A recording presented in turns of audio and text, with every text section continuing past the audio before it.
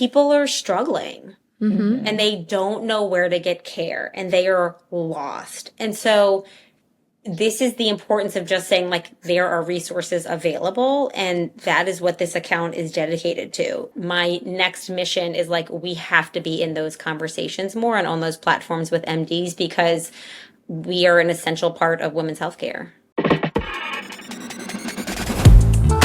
You're listening to The Pelvic Freak Show with your hosts, Amanda Neary and Hannah Meyer.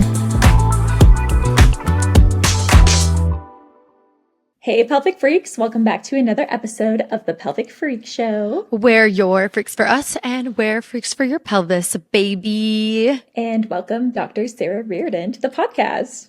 We are so excited to have you. Thank you. Guys, we're literally so excited today. I'm going to introduce our guest, Dr. Sara Reardon, who is a pelvic floor physical therapist, a board-certified women's clinical specialist, and known on social media as the Vagina Whisperer. So if you've heard her name before, that might be where it's familiar from. Sara's also a TED Talk presenter, author of the national best-selling book Floored, which was released in 2025, and the creator of the V-Hive app with on-demand pelvic floor workouts. She started the Vagina Whisperer on social media 9 years ago and quickly became one of the most prominent pelvic health influencers in her field. We're so excited to have her on today to hear from her. And on a personal note, Sara, I think I've been following you for like 6 out of those 9 years. And I'm like so excited to be having this conversation today. So welcome. And can you just give us a little bit of your background, how you got to where you are and what's going on like today in your world? Yes. Well, thank you for having me on the Freak Show. I'm super thrilled to be here. And I've been a pelvic floor therapist for 18 years. I went to Washington University in St. Louis for undergrad and grad school. And I had a professor in grad school who was kind of specializing in what was then called women's health, is now called pelvic health. And she just really gave a couple weeks of lectures about this, and it piqued my interest. I think as a woman, I loved learning about my own body. I felt surprised that we weren't learning more about this because I was like, this is half of the population. Why aren't we going more in depth? And then when I started practicing during my clinical rotations, I loved working with the patients. I just found it so rewarding and was really comfortable talking about like kind of these intimate issues and just felt like it was like practicing medicine like you would talk about a knee or a hip injury. So I've been practicing for 18 years, and about 9 years ago, I started the Vagina Whisperer Instagram account when I was pregnant with my second son, just to share tips with my girlfriends about pregnancy and postpartum, and they're the ones who nicknamed me the Vagina Whisperer. And then over the last 9 years, it's really just grown organically in such a huge way, which is such a testament, I think, that you know, people want and need this information and they're not getting it from other places, from the standard medical care they're receiving. And just this past year, I published a book called Floored, A Woman's Guide to Pelvic Floor Health at Every Age and Stage. And then today, the day we're talking, not the day you're going to be releasing this, I just launched a pelvic floor app, so called the V-Hive, to give people almost like a home program for pelvic floor therapists, but it's really just training you can do at home in an app for pelvic floor strengthening or relaxation and all the good stuff that we tell our patients to do. Literally today, you just launched it? Just today, November. This morning. No, I literally checked. Incredible. I was talking to Amanda about it today. I was like, I'm pretty sure, because I knew you were working on the app. I've seen your content, like you've been posting about it. And I was like, yeah, I'm pretty sure that she's launching the app soon. Like, when is it going to come out? And I looked at your Instagram today and it was like now live. And I was like, wait, did I miss something? Like, like when I was like, I'm going to feel so stupid if I asked her when the launch date is. Today. No, Yeah. Don't feel stupid. Oh my God. Well, congratulations. We didn't bring champagne, but we should have. I'll have a glass of wine after this when I like wrap up work for the day. No, seriously, I can't imagine how hard it is to write a book, but then also I can't even fathom what it's like to create an app and how much work goes into that. So that's pretty impressive. Well, you know, I think the thing is that just like yourselves, like you probably never thought like, I'm going to be a podcaster, and you just take these avenues that you don't expect, all kind of going back to your North Star is we want to educate more people. We want to kind of destigmatize pelvic health care and talking about these issues. And so I think it all just goes back to the same thing of we want people to have access to this information and how can we get it out there. So, but I also love the learning aspect. Like it's been fun to learn about like the publishing world and now the app development world. And now I just need to like watch a bunch of Netflix and chill out for the next 3 months because it's been a big year. 1,000%. I talk about it all the time, like how a lot of people in like the medical industry are also very creative at heart, but that gets pushed out a lot when you're learning about everything to be like a pelvic floor PT or a physician or whatever.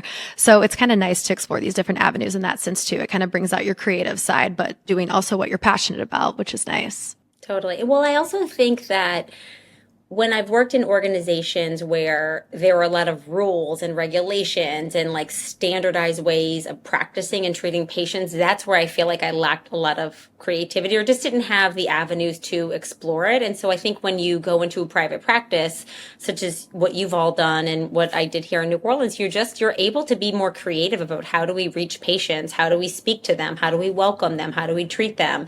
And you start building a type of care model that you feel like, oh, this is what healthcare is supposed to be like. And then you're able to implement that, which I think is really amazing. And I wish that more people had that autonomy, which I think we're moving towards that in a lot of ways in pelvic floor therapy world. Absolutely. If you had to pick, because I feel like you have a lot of like big things you're doing now, which one was your like aha moment, quote unquote, that this is like something bigger and this is your calling and making this conversation bigger is what you're supposed to be doing? Was it like when your page blew up? Was it before you started your page? What would you say? Did you expect it to blow up? No. I mean, I think that's the thing. Like I did not expect it to blow up at all. I had zero expectations. And if you go back and look at the early content, you're like, really, Sarah, this is what you were posting? Like, that's it. It was like literally pictures of like lube packets. It was like, that was my creative genius back then. But love that. No, again, it was just always about the mission. And I think I was working in the field for 10 years before I started it. And I was like, why do I feel like I'm saying the same thing to women over and over? Like, why aren't they hearing this from other places? Like why do I feel like I'm being gatekept behind physicians? And I just, for lack of better terms, I think it's bullshit, And so it was just really like, how can we get this out to people? And it was just really for my group of friends. So, to answer your question, Amanda, I think that some of my bigger aha moments have been when I did my TED Talk in 2019. That was a huge stretch for me, just like my first really public speaking event. And it was filmed and I was like, this is going to live on the internet forever. And then that was a big one. And then I think recently when I launched my book and I was in New York on launch day and it was just like, I got to go to NBC Universal and get on the national news. Those are things I'm like, whoa, I never thought that I would be here. And just, and getting to say the word vagina on TV. And like, I think it's really cool to see like where we're leading things. And so, I would say that those have been really two big moments that I think, I hold near and dear. Yeah, that's amazing. What an accomplishment. I mean, from the first time I saw your content, and most people know you initially from seeing you in your vulva suit, which we now have vulva suits too that we wear all the time as well. And that's honestly like an ode to you at this point. And I saw you're doing the running for the vulvas when I was reading your book. I did. And I was like, yes. So everybody get their vulva costumes ready because I got to plan that. No, I'm so excited. I was going to ask you, do you have that planned yet? No, so I just launched the app. We've really been working on the app for 12 months. So the same year, I was like, why did I decide to publish a book and like do an app in the same year? But in 2026, I said I'm going to rest my soul in December and then start planning it in 2026. So we'll be there. And I think it's just fun. I mean, I think it's just a way for all of us pelvic freaks to get together and like scream from the rooftops, and it's not weird and it's fun. And it's just like, how else do we bring attention to these topics? By bringing levity to it, by getting on a stage and having public awareness about things. And, and making it, I think, less intense and less medical and less scary, and just being like, let's talk about these things. Like we talk about everything else, and like, let's just, if they're not going to give us a stage to talk on, like, let's just create the stage ourselves. Yeah. And that goes back to like what you were saying before, like being in like a space where there's a lot of rules and regulations. And then I feel like when you started making content on Instagram, it was like, oh, like I'm going to wear this vulva suit and I'm going to like dance in this vulva suit and we're going to talk about these things. Right. And then I remember this quote in your book. And it's one that I wrote down because I just wrote down like little things. And I was like, I liked that.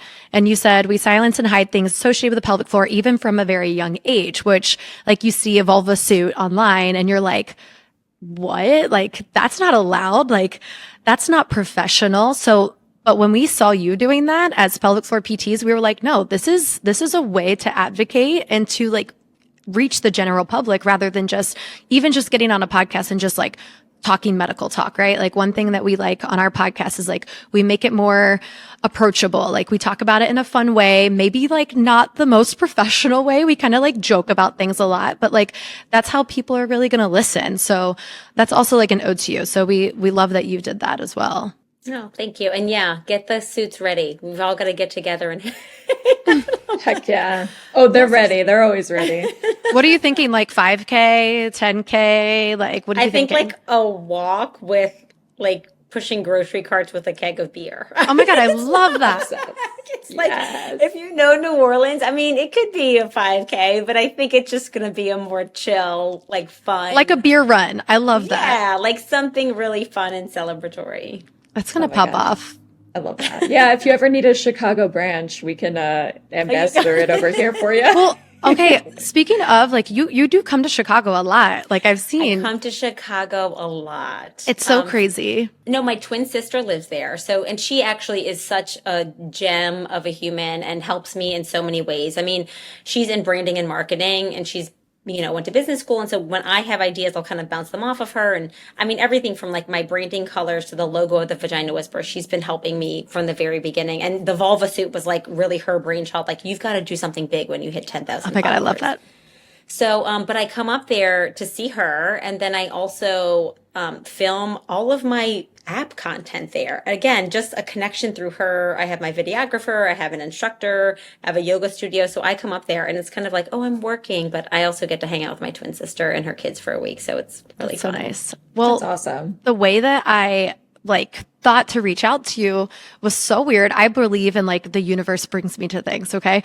So my patient I was treating that day was like, oh, like, have you heard of the Vagina Whisperer? I was like, girl, like, I'm a pelvic floor PT. Have I heard the Vagina Whisperer? And she was like, well, she's doing like a book signing today. Like, you should go. I couldn't go because I worked until like 6:30 that day. I think it was like 7, but it was in like Lincoln Park or something, maybe. Mm-hmm. And I was like, oh my gosh, like, I should like, if she's in town, we should reach out to her and like see if we can like meet up or something. Like, I would love to meet her. And then like, I'm not even kidding. Like 2 hours later, my best friend calls me and she's in Vegas on like some work trip. And she's like, hey, like, have you heard of the Vagina Whisperer? And I'm like, have I heard of the Vagina Whisperer? I'm like, what's going on? And then she's like, yeah, I'm like out to dinner right now for like a work thing with her twin sister's best friend. And then I was talking about your podcast because you're my best friend. And she was talking about the Vagina Whisperer. And she was like, do you know she's doing a book signing today? I'm like, yes, I do know she's doing a book signing today. And she's like, well, I should tell her, like, reach out to you or like connect you or something. And I'm like, I'm going to DM her right now. So I DM'd you and then now we're here. So I'm happy. Oh, good on you. I mean, that's the thing. Well, first of all, thank you. Yep. And yes, and I'll go to Chicago any chance I have. I just missed you all, sadly, when I was there last time. But one of the things, and this is like what I teach my kids too, I'm like, shoot your shot. Like, go for it. Like, I'm just, much of my time is just more limited because of like momming and working and things like that. But I'm like, the worst people can say is no. So I'm like, yeah, always message and always try to connect. And especially, I think I live in a very virtual world now where I see patients once a day. So when I get the opportunity to meet people in person, it is a joy. I'm like, oh, a human interaction. Like, I love this, and it's just so different than, I think, I'm on Zoom calls a lot and stuff like that. So, yes, we will make that Chicago meetup happen eventually. Oh yeah, I'm sure it'll happen. I mean, you're here a lot. Like, you were just here, like, I think a few weeks ago, right? Or like last week. Ago. Yeah. Yes. And then we can have our celebratory glass of wine. Yes. Glass of champagne or beer. Perfect. We'll push a beer cart around. Love it. I was gonna ask before that sidebar, you can't say your profession because that's a cop out for all of us, but what makes you a pelvic freak? Like, at your core, what would you say? I mean, I wish if you could see my office behind me. I have like half a dozen pelvic models. I have like a cabinet full of vulva care and pregnancy and postpartum and menopause goodies. And it's literally like a explosion of pelvic floor stuff in here. And I think it's also that this is like my normal life and it's the normal life for my family and my kids. Oh my gosh, it was so embarrassing. The other day I picked up my son from school and his teacher was like, tell your mom what you said. And I was like, what'd you say, bud? He was like, I called so-and-so a vagina. I'm like, okay, that's definitely from me, you know? Does she like know you? So she was like, okay. Totally. I mean, I was like, oh my gosh, this other kid maybe has like never even heard that word before. But I think it's just like the pelvic freak is just, this is like, I live, breathe this work. And it doesn't necessarily mean it's always like healthy and there's no boundaries, but there's just an overflow of pelvic freakness in my work and in my home. I love that answer because you're literally creating, like you're raising pelvic freaks yourself. No, you literally are. It's so ingrained in who you are as a person. That's funny. A great answer. I love that. I mean, as pelvic floor PTs, even Amanda and I went to dinner on Friday and I was like, I talk way too openly about, I don't think I talk way too openly, but I definitely just am talking about pelvic floor associated things way too often in settings where I'm like, oh, the waiter is, trying to take our order and I'm talking about peeing and pooping right now at dinner. Maybe I need to check myself. No, you can't help it. I mean, it's work. And I find this when I'm on a plane and I'm looking at a PowerPoint or I'm, looking at images of something. And I'm like, oh my gosh, there's people next to me who are like, she's got vulvas and clitorises all over the place. And I'm like, no, this is work. I swear, but 100%. It really is our job. So. Yeah, the working on the airplane, studying for the PRPC exam, I'm just if people are reading my notes right now, I don't know what to tell them. It just is what it is. That's so real. Yes. I was going to actually bring back attention to your book because we read it earlier, but we skimmed it again in preparation for this interview. So when we're talking about your book, Floored, could you talk to us a little bit about what inspired you to specifically do this style of book? Because it's more like a woman's guide to pelvic floor health at every age and stage specifically.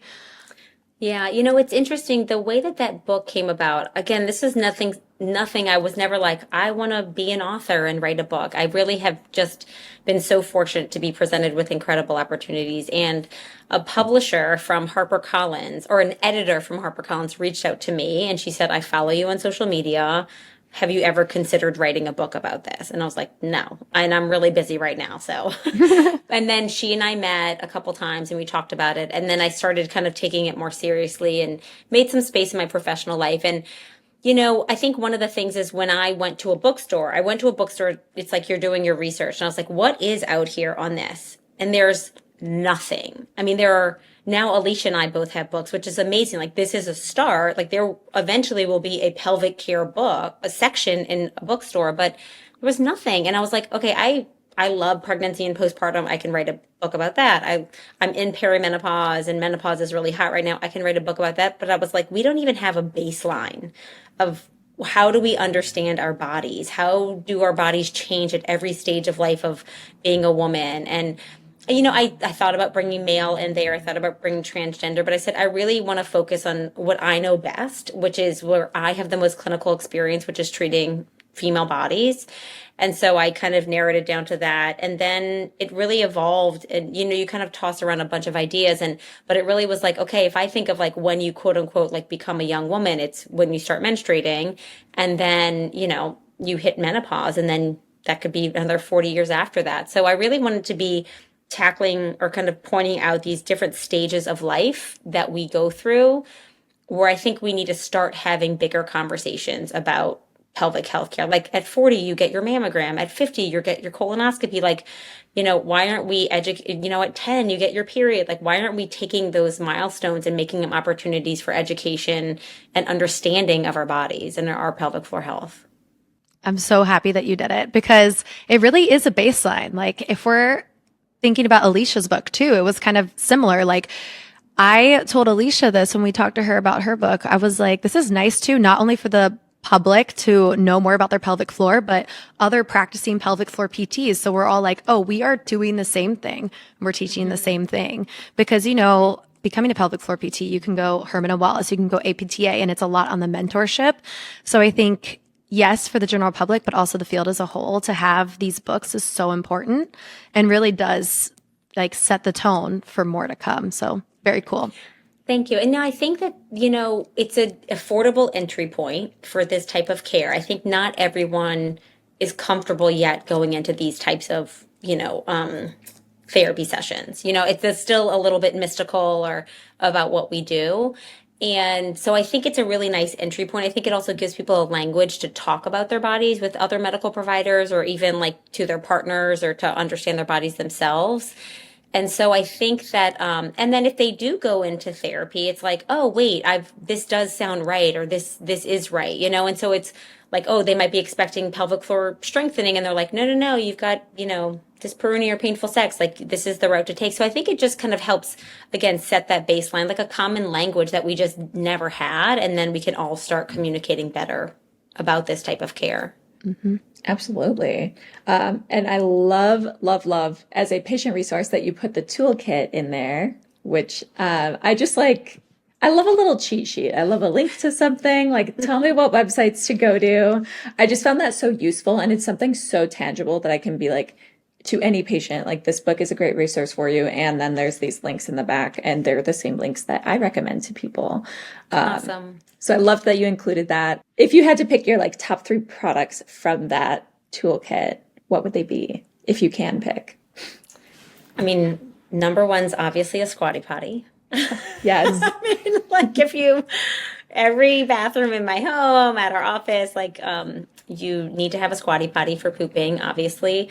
I'm a huge fan of the Medicine Mama Vulva Balm.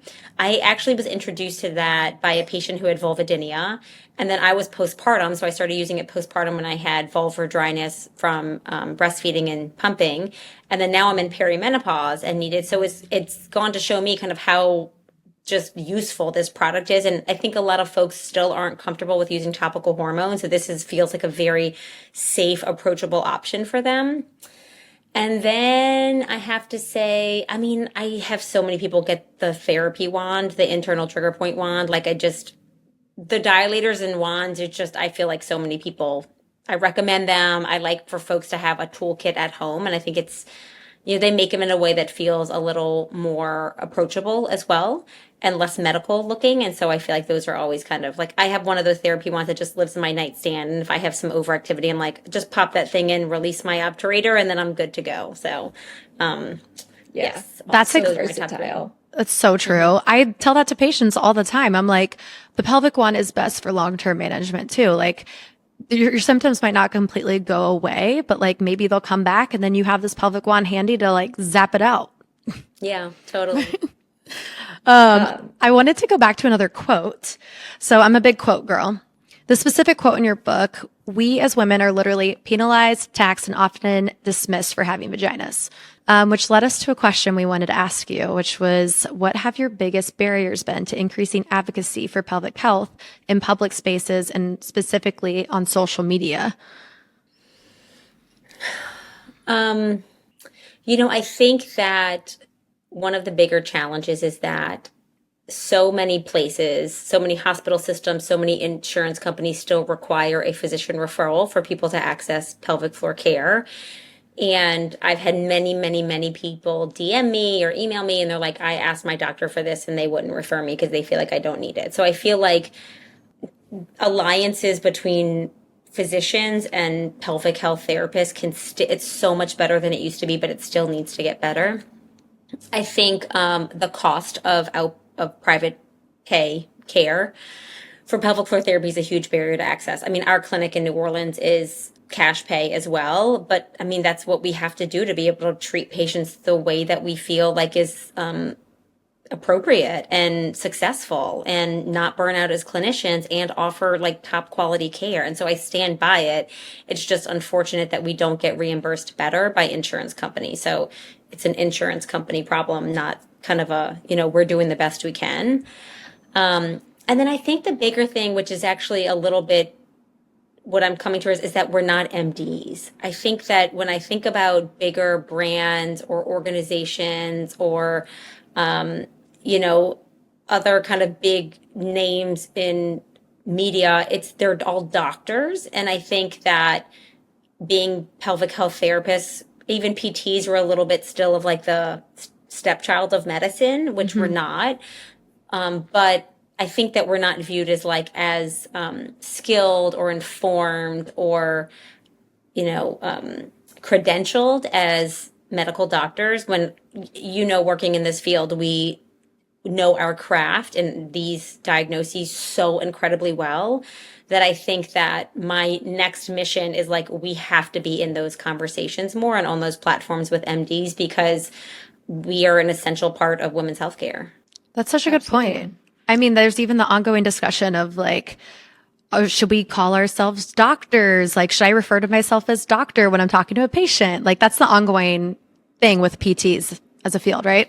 Yeah, I mean, and honestly, somebody asked me that because I put Dr. Sara Reardon on the book and they were like, oh, did you do that on purpose? And I was like, oh, I don't know. That's what the publishing company put. I didn't even think twice about it, you know, but yeah, we have doctorates. Like we have a clinical doctorate, just like a PhD has a doctorate and they call themselves doctor, and a dentist has a, you know, doctorate of dentistry. And so I'm like, no, if there's a chiropractor out there calling themselves a doctor, like I've got a doctorate degree. I don't even think twice. Like there's way bigger things that I want to tackle than like whether I should have doctor in front of my name. So I'll let other people duke that out.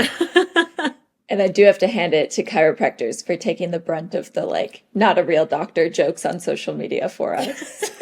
I'm not in that algorithm, but I can only imagine the poor professionals and you know, that are getting hit with that. But it's one of those things that I think it's very clear.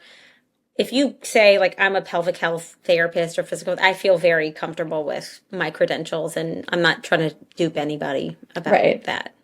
I think it's important that you brought up the like referral sources. That's something we take for granted because Illinois is a direct access state, and also we're only in network with Blue Cross Blue Shield at our clinic, so we just never have issues with patient referrals in Illinois. But there are so many states. Like I have colleagues who own practices in California, and they're running into barriers where, well, maybe I can see a patient initially, but after 6 weeks, they need that physician referral and they can't come back unless they get it. So that's like a huge barrier to access that sometimes, like, depending on what state you're in, you don't even consider.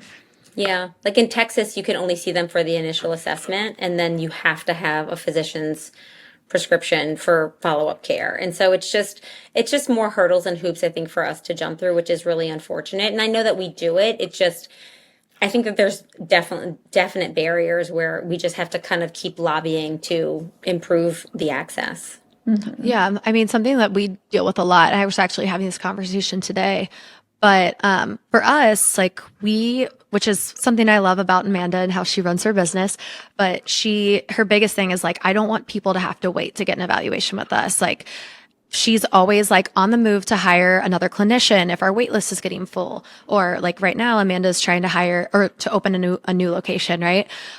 We have patients that come to us all the time because they're going to try to get pelvic floor PT at these bigger hospital systems. I had a patient even today that said I was waitlisted until December 1st trying to get in to see my pelvic floor PT, like back in October, like was when she wanted to make the appointment, right?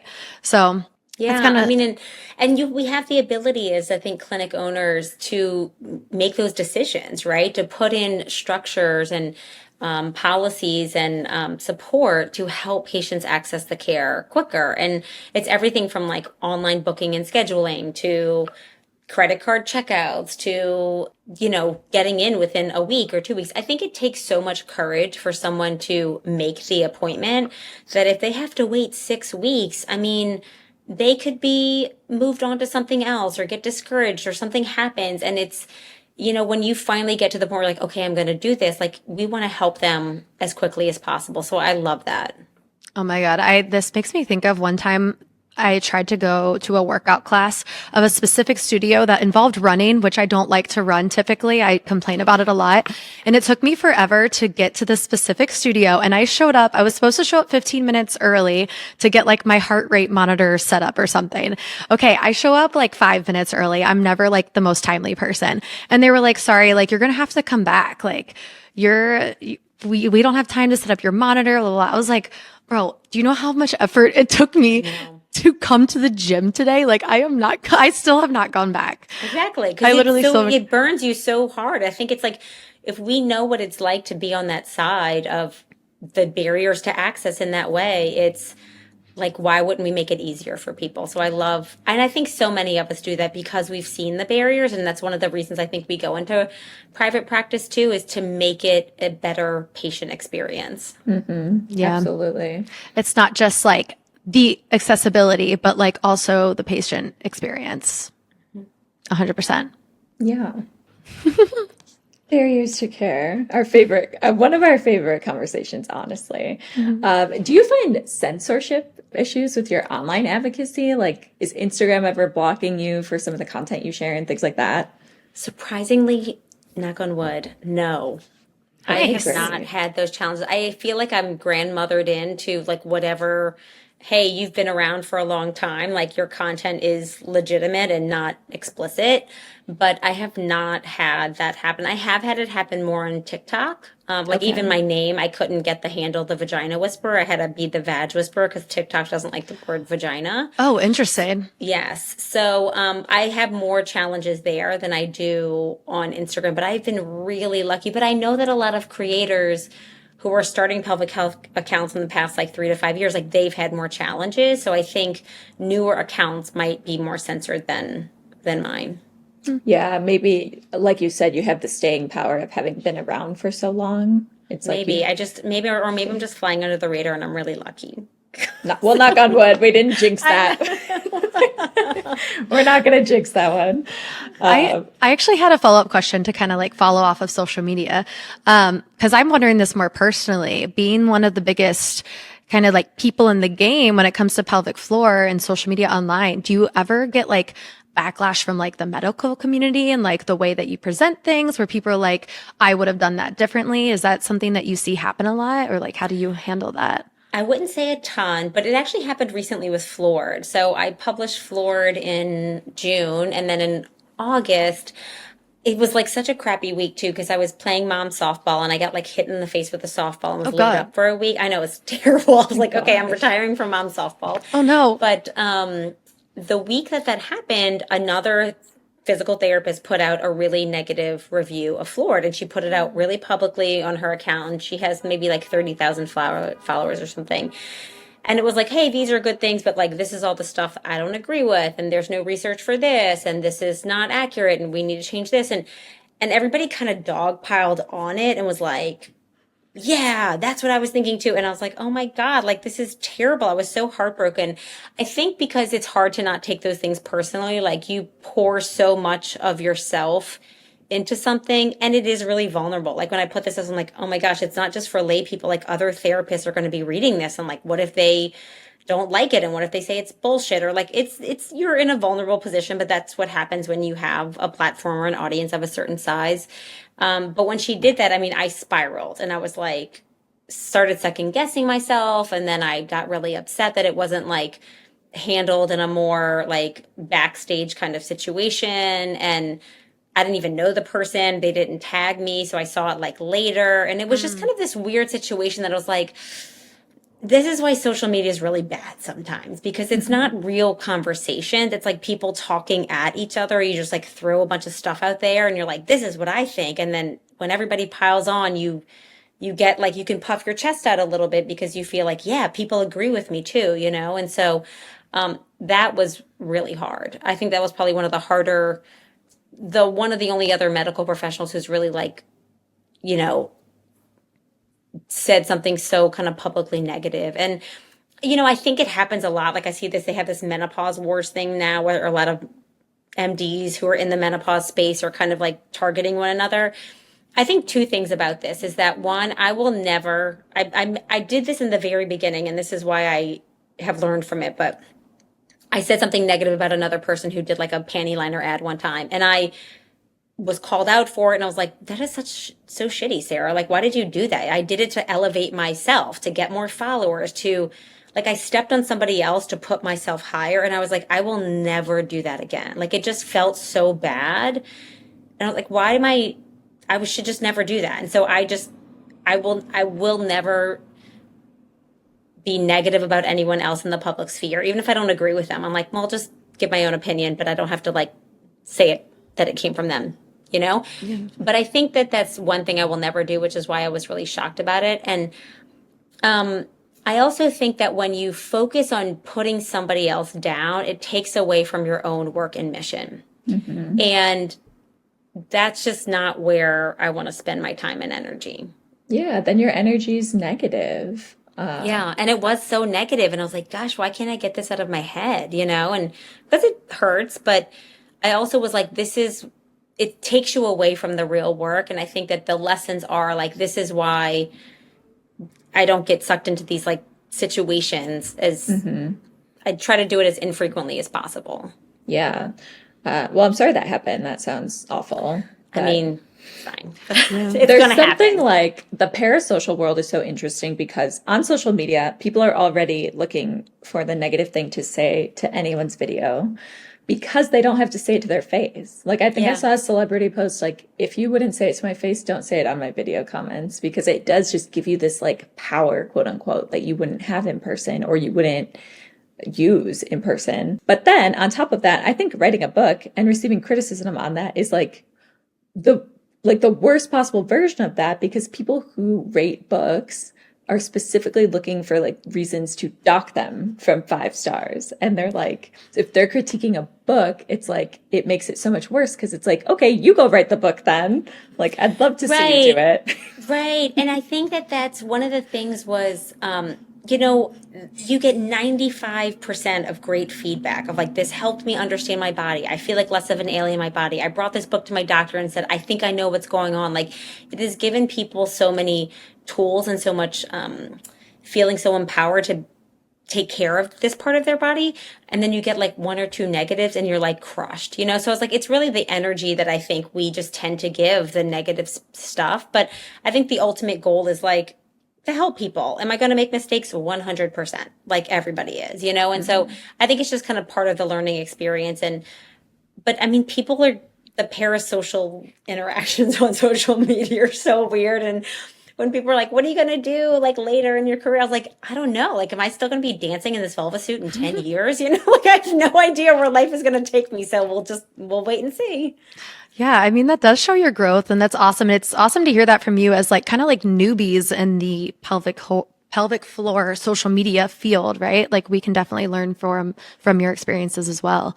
But I think the reason I asked that like originally is like, as pelvic floor PTs, we all treat so differently. Like even in my, like the clinic here, my like coworker treats the same patient maybe a completely different way from how I treat, but she's going to get very similar results and help that patient either way. So like, I feel like there could be a lot of discourse online about like the specific way to treat like a specific patient presentation, but really it's a lot of, it depends, right?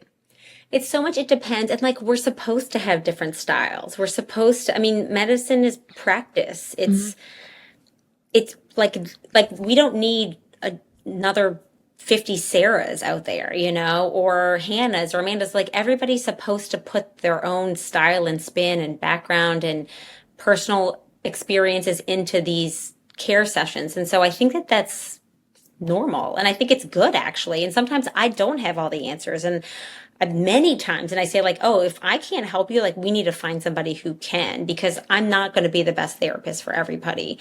It could be an energy situation, like the chemistry's just not there, or, you know, I'm not getting them better and we have to kind of figure something else out, or somebody else has skills that I don't. I mean, this is an evolution of practice. And so I think that that's totally normal and actually really healthy for us to do things differently. But it is very easy to be like, that's wrong. And I'm like, is it wrong or is it just different?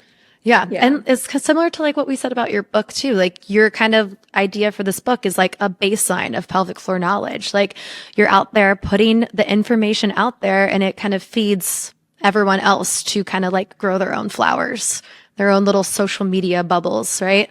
Honestly, similar to us, like there's no original form of art, I like to say all the time, right?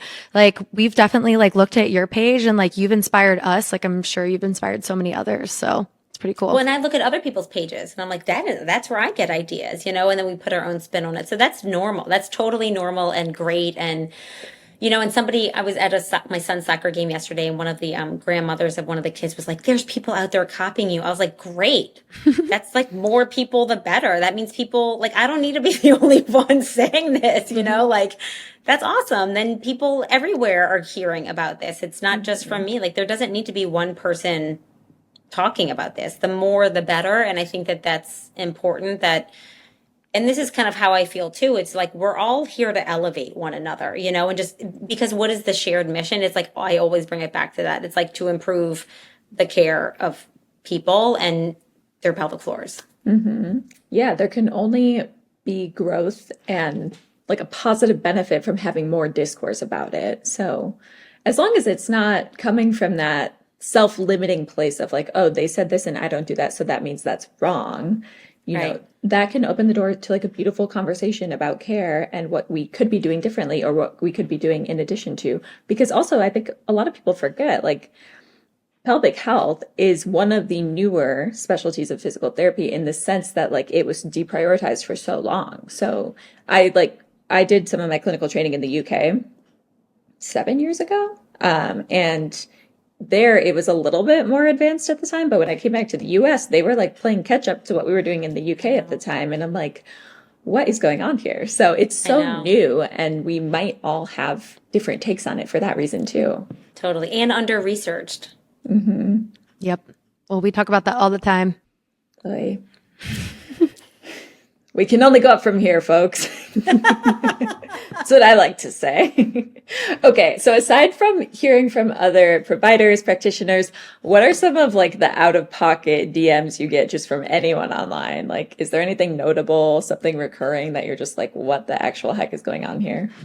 I think it's surprising. I get a lot of DMs about like smells. Like, my vagina smells like this, and I'm like, you should go check in with your doctor or nurse practitioner or PA, so I'm not like, I'm always like, my standard response is like, that's outside of my scope of practice, and Yep. So, I get that a lot. What people are willing to share with me is mind blowing, which is actually really cool too, because it means like, oh wow, they feel connected enough to share these intimate details, and they're seeking support. And so standards, a lot of like the standards, like pain with sex or like peeing after, I'm peeing with exercise. But I've had people send me pictures of their prolapses. Like, I've also had really inappropriate pictures of a person send me a picture of his penis. Oh no. And I showed my husband, and I was like, this is the shit that I have to deal with. Oh my like, I didn't even think about that. oh my gosh, it's disgusting. And I was like, and people will say like raunchy stuff all the time. I'm like, ugh, eye roll. People like just comes with the territory. Yeah, I think we said something about like, don't use pH washes or something. And like some man like scrolled up into our DMs like, I don't want it smelling bad. Like, blah, blah, blah. She needs to be using pH washes. And we were like, okay, man. Yeah, you're like, get out of my comments. And I think one of the worst comments, this was not a DM, but there was an article that came out. It was, I don't know if it was in Time magazine a couple of years ago, but it was about pelvic floor therapy and Vagina Whisperer and all this stuff. And I think a person commented online, like, the only problem with vaginas is the person that they're attached to. And I was like, you suck. Oh my God. But this is like the misogyny that women have to deal with all the time, and it's just so unfortunate. And so, but this is just, it makes me like I'm like, all right, I'm going to double down and just keep putting out more content. Yeah. I love because, that. we have to overcome that to like actually help people. Yeah. Hannah got into this habit of like replying to hate comments by just saying like 100% and then moving on from it. I think it's Totally, dude. Like, totally. Just 100%.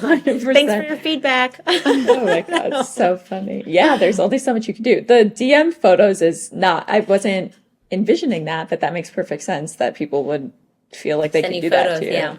Yeah. And somebody sent me one of like a prolapse, like a bulge out of their vagina. I was like, this is on the web. I'm like, but I was like, thank God I would never. And I was like, I think you should go see a medical provider, And so, But this is, but what it comes back to, y'all, is like people are struggling and they don't know where to get care and they are lost. And so this is the importance of just saying, like, there are resources available, and that is what this account is dedicated to. And this is what our practice is dedicated to, is helping people get this care because they are lost and they are struggling.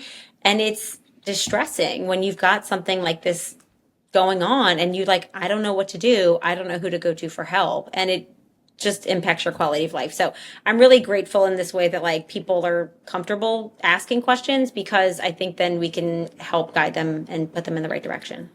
Yeah. And that goes back to when we were talking about the patient experience. It's like, I think there's a lot in how you respond to that by being like, hey, go see a medical professional versus like block or something like that. You know what I mean? Like, not in those situations. Exactly. The penis pic I definitely blocked because I was like, that was just like 100%. That was a completely different scenario. Yeah. But like, it's really cool that you're doing that. That like, it's really helpful for people. I mean, especially with your book too, and then your app. That's all helping with accessibility. Yeah, so I tell folks, one of the things that I do for social media is I have a social media admin who kind of will go on and like help me respond to comments, or if somebody has a specific question, I'll be like, oh, we've got a blog post about this, and she'll kind of send the links or whatever.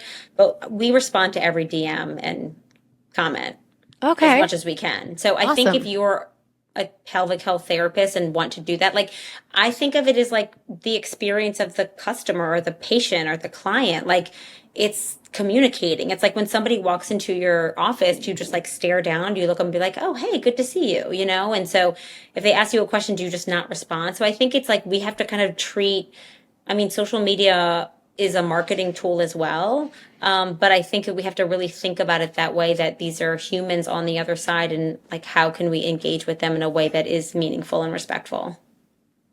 Yeah, that's actually, that's great. Between the two of us, we do reply to our DMs, but that's something going forward we want to be better about too, is like getting back to people faster. And we do notice with like podcasting, we'll post a lot of like, what questions do you have for us? And we do get very detailed stories in our DMs and like scenarios where we're like, this would be better talked about on the podcast. And yeah, just like sharing those stories helps our listeners realize that like, okay, these are some of the things people talk about and have issues with, and I'm not like the only one that's ever experienced Totally. That. And if you have a whole podcast dedicated to this lets people know, oh, I'm not alone. So I love that. Yeah. I love our missions together are just like a superpower in the pelvic health world. I did want to jump into another question before we get into, we chose a few listener questions from Instagram too that we'll get to, speaking of that. But one question I specifically, because one of our episodes we did was, what was it called, Amanda? The sex ed episode? I forget what we called it. When we were talking about like how you would have changed sex ed. Yeah. I can't think about it. I was like, sex ed never taught me this, I think. Sex ed never taught me this. So that's one of our most listened to episodes. And then also another episode where we interviewed a sex therapist. Okay. So we wanted to ask you, if you could redesign sex ed, what would you teach first? Or how would you change sex ed?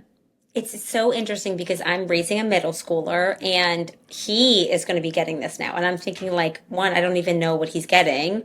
And two, I have to start having these like conversations with him as a mom versus a medical professional. And there's so much gray area in between there. And I can't remember what sex ed was like when I was a kid. So, I think that the reality of it is that when we do sex ed now, it's like a class, a week, a half a semester, whatever. And I think that education about sexual health, pelvic health, menstrual health, it should be ongoing. I don't think that it's like one time you have it and then you don't talk about it again. I think it should be something that's kind of interspersed over the course of really developmental years, because questions pop up and things change and bodies change. And so I think it's when we are able to crack the door, it's like the questions will keep coming and we need to be there to answer them. I also think that it's weird to me that that boys and girls are separated, because I think it's really important to understand how all bodies work. And my kids know how a woman's body works, and they clearly know how their bodies work as boys. And so I think it's important because that's where this kind of disconnect comes from like what we experience as women, whether it's with menstrual health or, pregnancy and postpartum care, menopausal health, like other genders are clueless because they don't know anything about our bodies. And so I think it's really important for that, like all genders understand how all bodies work. I also think that the way that I would obviously include pelvic health care. I think that we talk about like what happens with like sperm, egg, and that whole thing, but like there's some logistical stuff that's just totally glossed over. 100%. And and so like the actual mechanics. And so I think that that's important.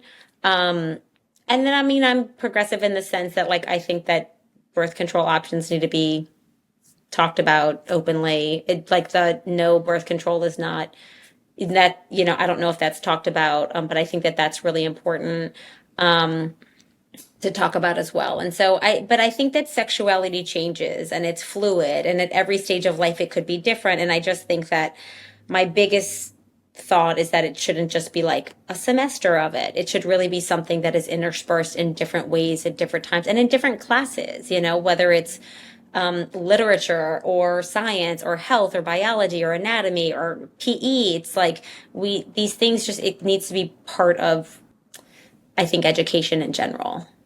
Yeah, that's a really good point. I think we had mentioned that too when we filmed the episode. We were like, why do we only learn this once in 8th grade and then we don't talk about it again? Like, yeah. What I needed to know as a senior in high school was different than what I needed to know in 8th grade. So that's a really good point. Yeah, I'll say everything that you said was beautiful. Also, I didn't know that in some schools that they separate genders. I didn't know that. Yeah. Because that didn't separated. happen. Really? Oh my God. That didn't happen to me. But my health class also was not great, I will say. Right. But none of us can even remember it because it was so insignificant. 100%. Like, I think my health teacher was he was the baseball coach in the gym. He was the gym teacher and like the baseball coach for our school. And I don't think I think he was just checking off the boxes for us, if I'm being honest. I'm picturing like, sorry, go ahead. Mine was a stupid comment. I was like, I'm picturing the coach from Mean Girls with like the whiteboard in the gym. Literally, dude, that's exactly what it was like. I was picturing Ted Lasso. No, that also, it's like them combined. That's exactly what it was like. Ted Lasso teaching us health class. Like, oh my God. Yeah. And this is, I can't wait to listen to the podcast you had with the therapist, because it's like, I'm trying to figure this out as a mom, so like what is age appropriate and what, I think what we talk about in an adult space is very different than how do you approach this with a, adolescent and then a preteen and then a teenager. So, I'm learning and growing in this space as well. yeah, I think she actually has a book that we put in the show notes of that episode. But it's about like how to talk to your child about like sexual health at every age. Love it. So it's probably exactly what you need. So I don't remember the title of it, but it's in the show notes of that episode. Oh, great. Thank you. Yeah. Yeah. Well, is there anything you would like to touch on, Amanda, before we jump into listener questions? Let's do it. Okay, perfect. So on Instagram, we asked in our story, we said that we were interviewing you on the podcast. So we got a few questions that we snagged that we wanted to share with you. So first question we got from a listener was, what was the biggest change you've seen in the pelvic health world in the last 10 years? Awareness about what we do. I think that social media has 100,000% increased awareness that this specialty is available and what we do and what it is, and just really like made the words pelvic floor commonplace, which is so awesome. So I would like 100% feel like that has been the hugest change and transition in such a positive way. Oh, yeah. Yay. I would say it starts with like pregnancy and postpartum is the largest reach that we get at the clinic firsthand, but it's starting to get more into like the pelvic pain and like our patients with endo or undiagnosed endo and things like that too, which is kind of cool to see. But it's ever growing and we love that. All right. Another question we got was what is one piece of advice you wish your younger self followed? Ooh. I saw this when you sent me the questions, and I think there's two things that I always lean into is that, which I struggle to this day to still do, is that to lean into my intuition more. I think that I am such a person who's so indecisive, shockingly. Like in my work life, less, in my personal life and mom life, much more. And I'm just constantly looking as like, well, what does everybody else think? And what are they doing? And what should I do? And to trying to give me this like perfect answer as to like to make sure that things are okay. And the reality of it is that I just need to kind of drown out the noise and just lean into like what is really going on here. What am I scared of? Like what would happen if something was the wrong decision? Or so I think listening to my intuition more is something that I wish that I just knew better when I was younger at every stage when I was like deciding to go into pelvic floor therapy, where to get my job, like, you know, how to feed my baby. I mean, there was just so much that I just looked externally for. And I think sometimes internally we have our own sense of what's going on. And then the other thing, I learned this prior to becoming a mom, but I still practice it now, is that like everything is temporary.